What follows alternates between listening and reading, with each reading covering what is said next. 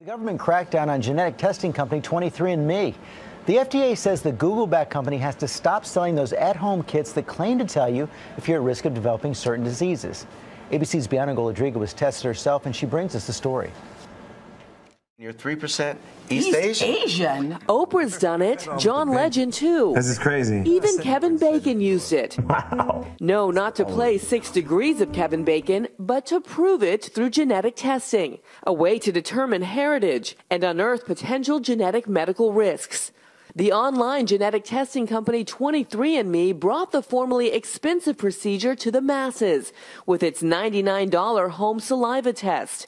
One of its slogans, strike back before cancer has a chance to strike. But now the FDA says the company has not provided any medical scientific evidence behind their claims. So the agency is demanding 23andme discontinue marketing those kits immediately. Hundreds of things about my health, citing possible health consequences from false positive testing. 23andme is run by Ann Wojcicki, who is in the midst of a very public separation from Google Uber billionaire Sergey Brin, whose company backed the startup.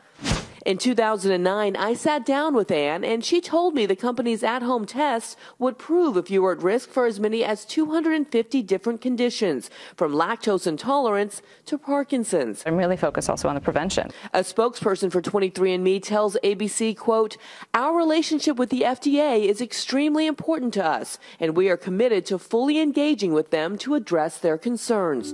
For Good Morning America, Bianca Golodriga, ABC News, New York.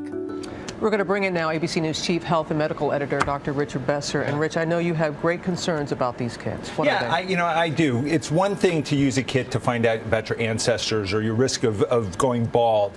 But if you're looking at medical information, your risk of the BRCA gene, breast cancer, you want to make sure it's accurate. And in fact, by law, it has to be approved by the FDA. They have to demonstrate it's as accurate as every other test that's done at a proper lab.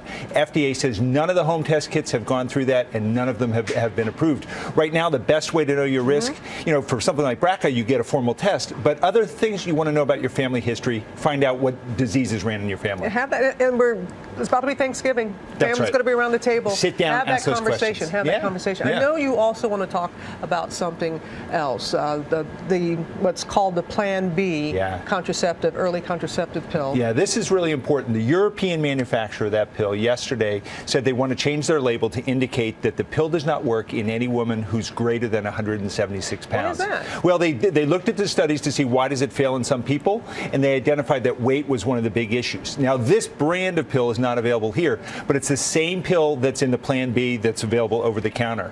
So if you are in need of emergency contraception, there's a prescription product called Ella that works a little better if you're a heavier woman, or the most effective is a copper IUD, but that isn't covered by all insurance. But make sure you understand that the morning after pill is not 100% effective, especially if you're a larger woman. Okay. All right. Thank you, Rich.